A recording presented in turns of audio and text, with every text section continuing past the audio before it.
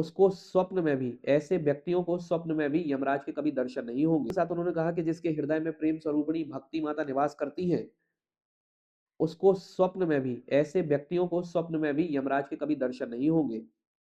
उन्हें प्रेत, पिशाच, राक्षस, दैत्य आदि का स्पर्श कोई कर जाए, इसमें तो ऐसा तो कोई समर्थ ही नहीं होगा।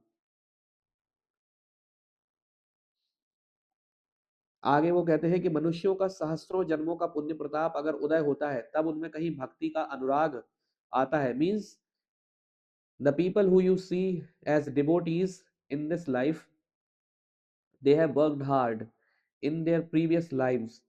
और भागवत में तो नारद जी कह रहे हैं कि हजारों हजारों वर्षों, हजारों हजारों जन्मों की तपस्या है कि आज उनके हृदय में भक्ति बैठी हुई है।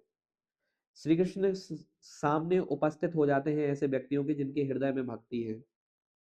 अब आगे सूत जी महाराज कहते हैं शौनक जी से, क्योंकि सूत जी शौनक जी को कथा सुना रहे हैं, शौनक जी ने ही प्रश्न किए थे ये सारे, तब जाकर सूत जी ने ये कथा स्टार्ट की है।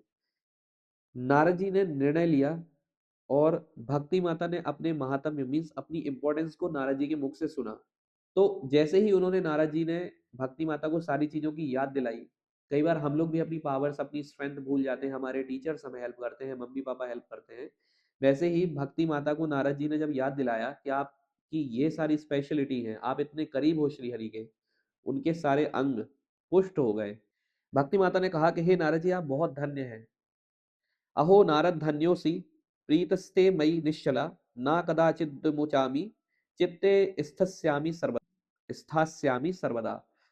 हे नारद, आप धन्य हैं, क्योंकि नारद जी आपकी मुझ में निश्चल प्रीति है। मीन्स आप कुछ चाहते नहीं मुझसे, आपकी भक्ति बहुत है, मेरे में आपकी प्रीति है, मैं सदा आपके हृदय में रहूंगी, कभी आपको छोड़कर नहीं जाऊंगी। सूत जी आगे कहते हैं कि भक्ति माता की ये सब वचन सुनकर नारद जी को बहुत करुणा आई और हाथ जोड़कर उन्होंने भक्ति माता के बच्चे ज्ञान वैराग्य को हिलाने डुलाने की कोशिश की।